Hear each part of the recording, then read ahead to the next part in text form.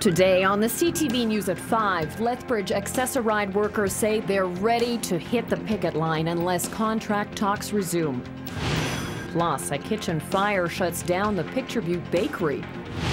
And former Premier Ralph Klein is made an Officer of the Order of Canada.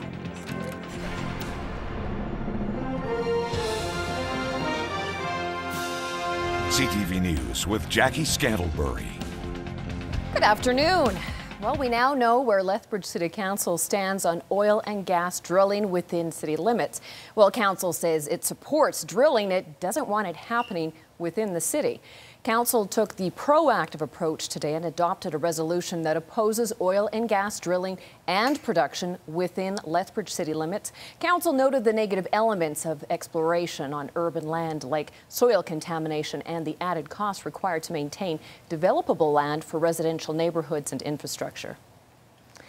Meanwhile, the city's amalgamated transit union says they are going to look for a third-party mediator to try and close the gap between them and the city in contract negotiations. The spokesman for the transit union says the two sides are still miles apart.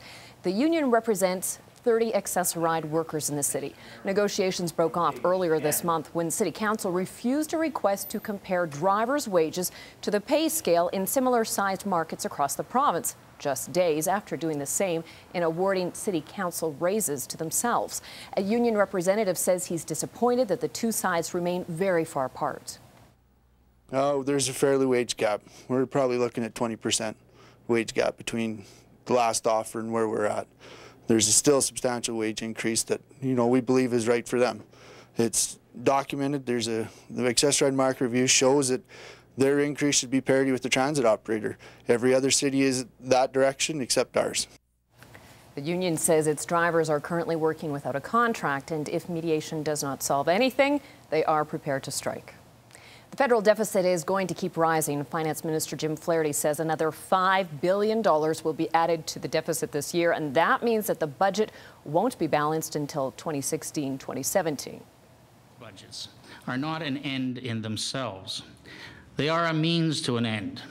And that end is a better, more prosperous future for all Canadians, because the less we pay to finance our debt, the more freedom we have to make investments to support the Canadian economy and keep taxes low. Flaherty delivered his fall economic update today in Fredericton. He says the deficit will go up to $26 billion this year. Ottawa's plan to balance the books will happen 1 year later than originally forecast. And we've got a better understanding of Alberta's finances, or rather we will, in the next couple of weeks. That's when the second quarter update is due. Critics believe it will be bleak and that some different form of debt is inevitable. Premier Alison Redford ran on a promise of a balanced budget. The Premier says she will balance the operating side and look to the private sector for infrastructure projects, essentially taking out a mortgage to get the work done. The opposition says Redford doesn't have taxpayer permission to borrow money and should put the idea to a province-wide referendum.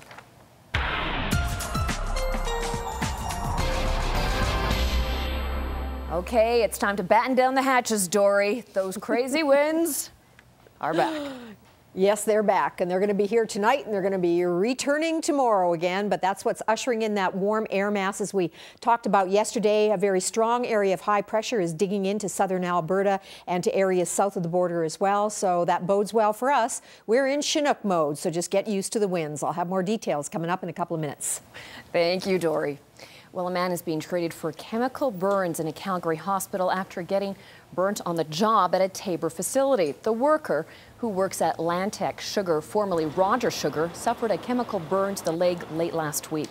General Manager Doug Emek wouldn't give details, but says it's a very rare incident and is being investigated as part of the company's safety program.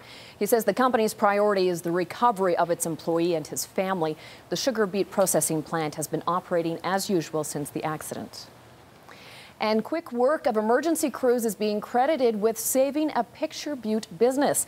RCMP say fire broke out in the kitchen of Coster's Bakery at around 1 a.m. The fire was quickly controlled and extinguished before any major damage happened. No one was hurt. Neighboring properties didn't suffer any damage either. Fire investigators continue to try to pinpoint the cause. A Mountie in Surrey, BC, has died after his cruiser was hit by a semi-truck this morning. The unmarked police car was left in an unrecognizable tangle of metal after it was hit on the driver's side with a semi. The officer was rushed to hospital but died. It's unclear whether the officer's lights and sirens were on. The Mounties' name has not been released. Local RCMP extend their sympathies. They say though they take on a high-risk job, tragedies can be prevented. I only ask that those people approaching a police car on the side of the road abide by the law, slow down to 60 km an hour and give us lots of room. There's somebody's brother, sister, mother, father, child sitting there trying to do his job. Lethbridge RCMP say that traffic collisions are the leading cause of workplace deaths for Mounties. Lethbridge's domestic violence action team is tuning the public into the warning signs of abusive behavior. The 4th annual Breakfast with the Guys encourages particularly men and also women to learn the signs to help prevent a situation from escalating. Speakers say it's very rare that someone just snaps. There's almost always a number of red flags. Alberta has the highest reported domestic violence-related murder-suicides in the country. Organizers say it's important everyone learns about domestic violence because the ramifications affect the whole community. As we know, the Clare's home murder-suicide, triple murder-suicide, that is a prime example of how it can affect everybody. It can affect you if you have, children that age, whether they're young men or young women. They became victims because of a domestic violence situation. You can contact the Domestic Violence Action Team throughout Prevention of Family Months of Family Violence Month or any time to learn more about recognizing and preventing abuse. The National Chair of the Assembly of First Nations is reassuring Southern Albertans there is support for residential school claimants. Sean Atleo visited the Blood Reserve this afternoon. He attended Tribal Council where one of the topics of concern was Blott and Company's management of residential school claims. Atleo has said he hopes a class action lawsuit filed on behalf of a group of former residential school students in BC will expand across Canada. The National Chief also visited Moses Lake and Kainai schools where he spoke to students about the importance of education. And a very touching honor today for ailing former Alberta Premier Ralph Klein. I invite Mrs. Colleen Klein to receive the insignia of Officer of the Order of Canada on behalf of her husband. Governor General David Johnston made Ralph Klein an Officer of the Order of Canada today in a special ceremony in Calgary. Klein's wife Colleen accepted the honor on his behalf. She wore one of her husband's old campaign buttons on the inside of her jacket for the occasion so that, in a way, Ralph could be there with her. Klein, who is suffering dementia, was too ill to attend. He always felt his reward was public service. He appreciated the medals he got because of the sentiments behind the people who gave them. But Ralph, it wasn't about the medals, it was about the people. Co-workers of a promising hairstylist and rugby player in Lethbridge are holding a fundraiser to help her recovery from what they call a terrible accident. Tony Vanderregen was Addison Vandeveld's boss at Encore Hair and Beauty. On November the 5th, Addie was running to school to catch her bus on Columbia Boulevard when she slipped, fell, and became pinned underneath the bus. She was airlifted to Calgary, where she's undergone numerous reconstructive surgeries. Salon employees are holding a silent auction Friday at Chinook High School, with all of the proceeds going towards the family to cover costs associated with the accident. I personally was really upset. I mean, she works for me, and she's a valuable team member. So we were just devastated to hear. We just felt if any of us were in her shoes, we just don't know what we would do. And we just thought that part of a family, we gotta help out a family member, right, when they're down. If you would like to donate items to the auction, you can call the salon at 403-320-2080. Again, the fundraiser begins 4 o'clock Friday at Chinook High.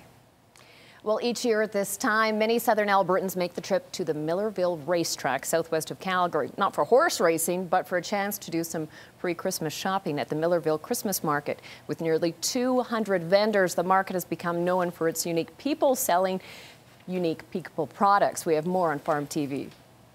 The 188 vendors are located both outdoors, many in tents, and indoors in 2 buildings. We put a big floor in our riding arena. We cover the riding sand. So 20,000 square feet of plywood goes in a day and a half. And then we set up all the tents, people build booths. It's a huge setup for a 3-day epic. I think there's a few things that make it unique. It's a really interesting setting. So it's a country setting. It's rustic. We have some history here. We have a lot of our summer farmers market vendors are here for Christmas as well. So it is a lot of direct farm-based product, which is really important to me. It's one of my real passions and mandates. I try for unique, local, handmade, one-of-a-kind. So you can be confident when you come here that you're supporting a local family or a farmer, and the money is going home to buy groceries or pay for insurance or skating lessons or whatever, rather than going to a corporation. Thank you. The Millerville Racing and Agricultural Society also operates a summer farmers market from mid-June until Thanksgiving each year. Farm TV is brought to you by DA Building Systems. And on to the financial markets now, where the loonie held its own for most of the day, but fell slightly just before the close.